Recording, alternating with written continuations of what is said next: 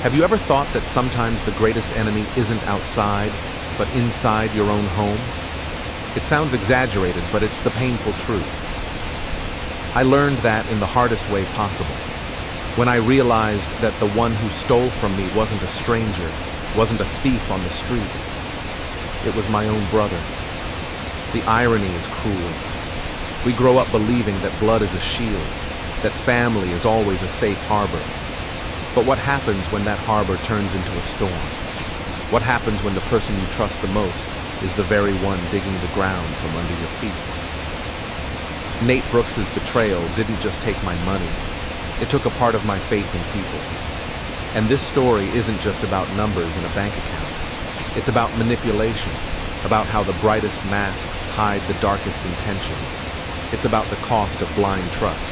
And above all, it's about liberation.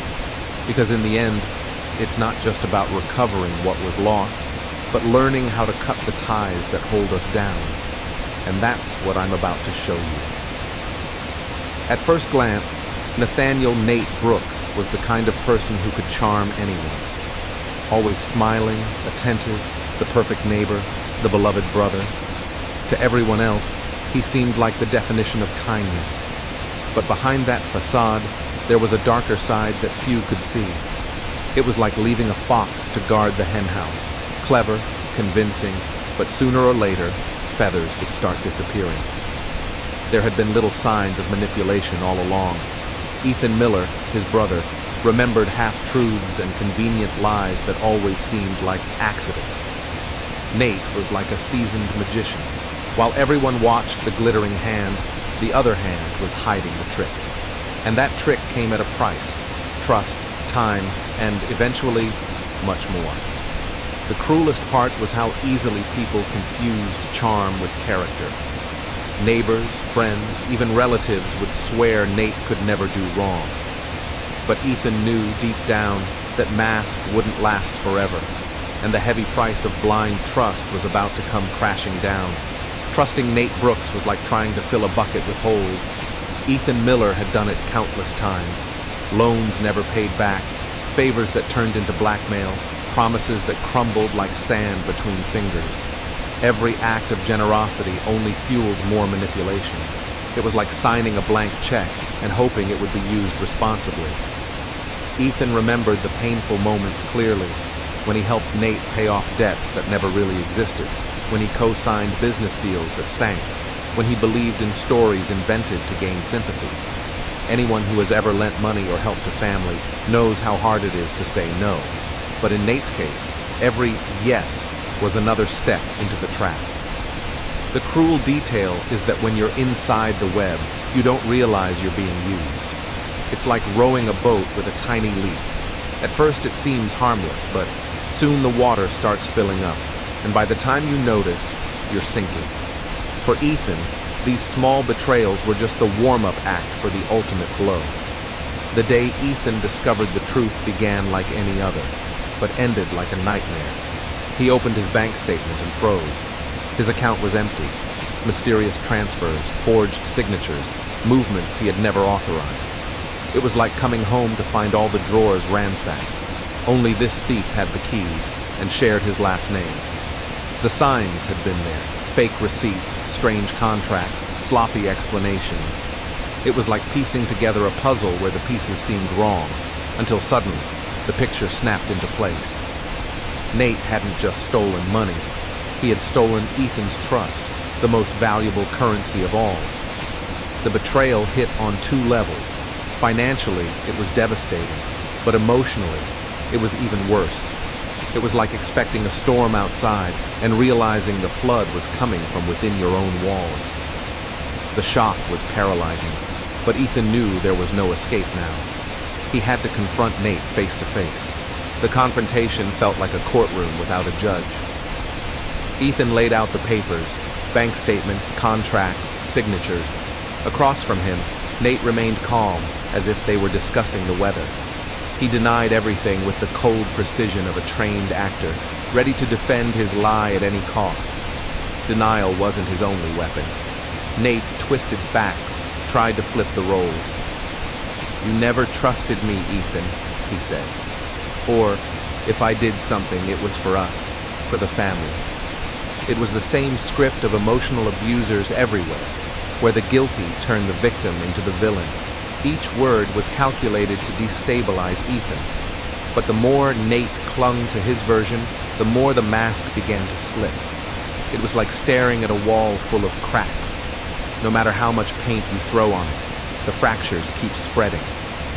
Ethan realized it was only a matter of time before the truth spilled out of that room. And when it did, nothing would ever be the same.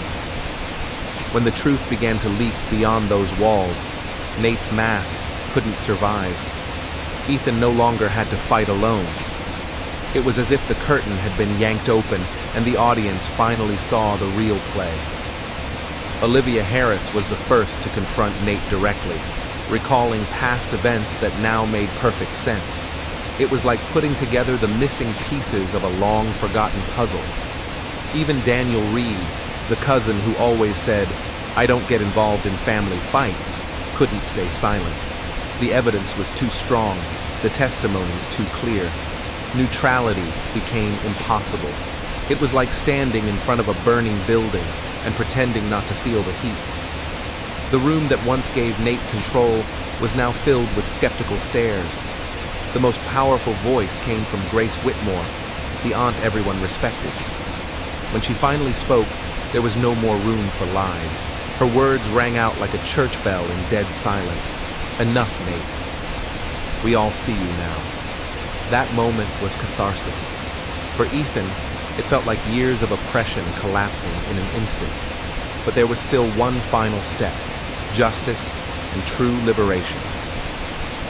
When the case left the family circle and reached the authorities, Nate's web of lies began to unravel. Detective Jake Turner handled the investigation with the cool detachment of someone who had seen it all before. "The biggest thieves don't wear masks. They wear last names," he said. The evidence was solid as stone, and each document uncovered more of Nate's carefully built deception. Amelia Clark, Ethan's lawyer, became his strongest ally. Her gift was turning pain into arguments and silence into a voice. She showed that this battle wasn't just about lost money. It was about stolen dignity. For Ethan, every hearing was a mix of fear and relief. Fear of reliving the betrayal, but relief at no longer fighting alone.